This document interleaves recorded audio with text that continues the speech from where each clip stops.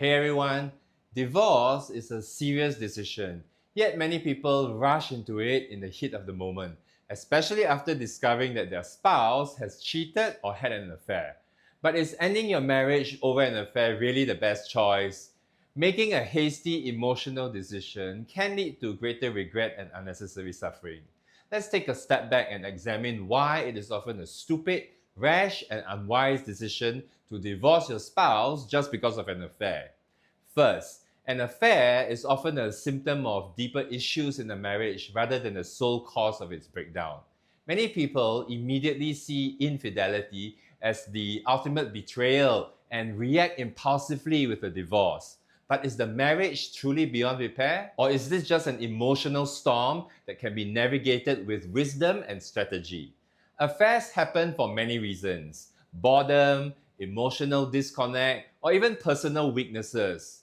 Instead of making a hasty decision, a more rational approach would be to step back, assess the big picture, and explore options beyond immediate divorce. In the heat of anger, many spouses rush to file for divorce, only to regret it later. What they fail to realize is that divorce isn't just about ending a relationship. It comes with massive financial, emotional, and legal consequences. Your financial assets will be split, and in many cases, the cheating spouse might still walk away with half of the assets, even if they were unfaithful. Your children will suffer because divorce often disrupts their emotional well-being and stability. Many people who divorce impulsively later struggle to find a better partner, only to realize that the new relationship doesn't guarantee happiness and that their previous marriage wasn't as bad as they thought. Instead of making an impulsive decision, a more logical and calculated approach is necessary. One such alternative is entering into a post-nuptial agreement. A post-nuptial agreement is a legally binding document that sets out the new terms of the marriage after an affair. It allows both parties to move forward with clear expectations and conditions.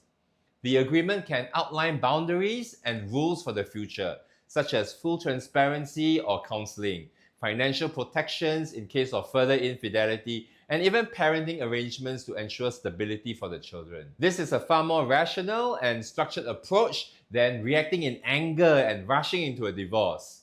Instead of throwing away years of marriage, both parties can redefine their relationship in a way that works for them. Now let's discuss an uncomfortable truth. Men, by nature, are playful and need variety. This isn't an excuse for infidelity, but rather an understanding of biological and psychological tendencies. For centuries, men have had wandering eyes. It's simply how they are wired.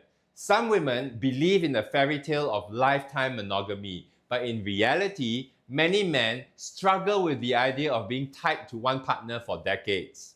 Does this mean that women should accept disrespect? No, but it does mean that before destroying a marriage over an affair, a wife should ask herself if her husband is still a good provider and father, whether he still respects and cares for the family, and whether the marriage is worth salvaging despite this lapse. Many women end up bitter and alone because they cling to an illusion of a perfect marriage, when in reality, perfection doesn't exist. At the end of the day, a single mistake should not define an entire marriage.